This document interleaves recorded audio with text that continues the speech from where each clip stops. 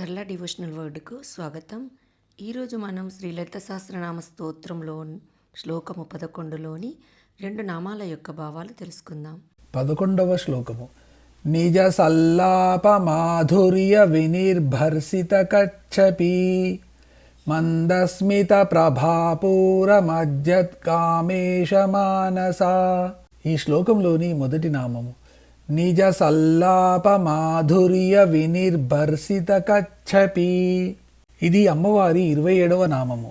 ఇది 16 అక్షరాల నామము. ఈ నామంతో అమ్మవారికి నమస్కరించేటప్పుడు నిజ సల్లాప మాధుర్య వినిర్భర్సిత కచ్చప్యై నమః అని చెప్పాలి. నిజ అంటే తన యొక్క, సల్లాప సంభాషణ యొక్క, మాధుర్య తీయదనము చేత, వినిర్భర్సిత విశేషముగా లేదా అధికముగా అదలింపబడిన లేదా తిరస్కరింపబడిన, కచ్చపి కచ్చపి అని పేరు గల వీణ గలది. అమ్మవారి పలుకులు అమృతపు చినుకులు. సంభాషణలోని తీయదనము మకరంద మాధుర్యాన్ని మించి ఉంటుంది. సంగీతాన్ని పలికించే వీణా వేణురవాలు కూడా ఆ మాటల మాధుర్యానికి సాటిరావు. ఆ వీణ సాక్షాత్తు సంగీత సాహిత్య అధిష్టాత్రి అయిన సరస్వతీదేవి వీణ అయినా సరే అంతే. సంగీత వాయిద్యాలు అక్షరధ్వనులు పలికించగలవు గాని స్పష్టంగా అక్షరాలను మాటలను పలికించలేవు. చివరకు చిలుకలు మొదలైన పక్షులు కూడా మాటలలాగా అనిపించేటట్లు పలుకుతాయి కానీ అసలు మాటలను యథాతథంగా పలకలేవు. మామూలు మాటలనే పలికించలేనప్పుడు అమ్మవారి మాటలను పోల్చడానికి ఎలా సాటి వస్తాయి? కచ్చపి అనేది సరస్వతీదేవి యొక్క వీణ పేరు.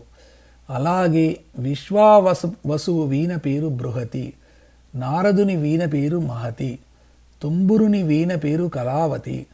కచ్చపి అంటే తాబేలు అని అర్థము. వాటి మధ్య దండం ఉంటుంది.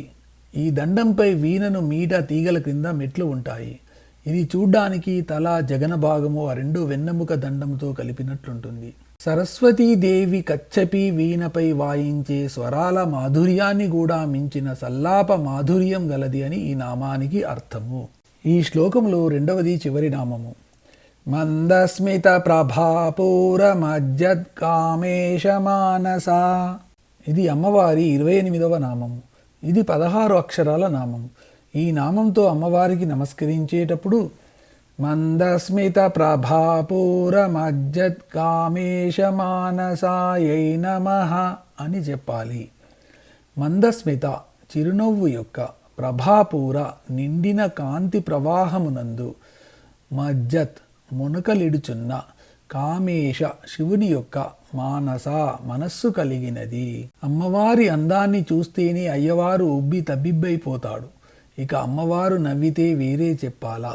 అమ్మవారు అంటే ప్రకృతి యొక్క అందాన్ని చూసి తట్టుకోలేక పరమేశ్వరుడు కన్ను కొడతాడట.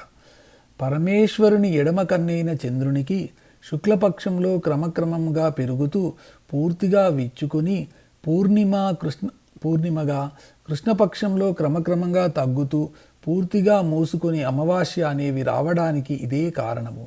అయితే పరమేశ్వరుడు పెద్ద పన్నాలో వాడు కాబట్టి ఆయనకు కన్ను కొట్టడంలో 15 రోజులు కన్ను మూసే ప్రయత్నానికి 15 రోజులు కన్ను తెరిచే ప్రయత్నానికి పడుతుందన్నమాట.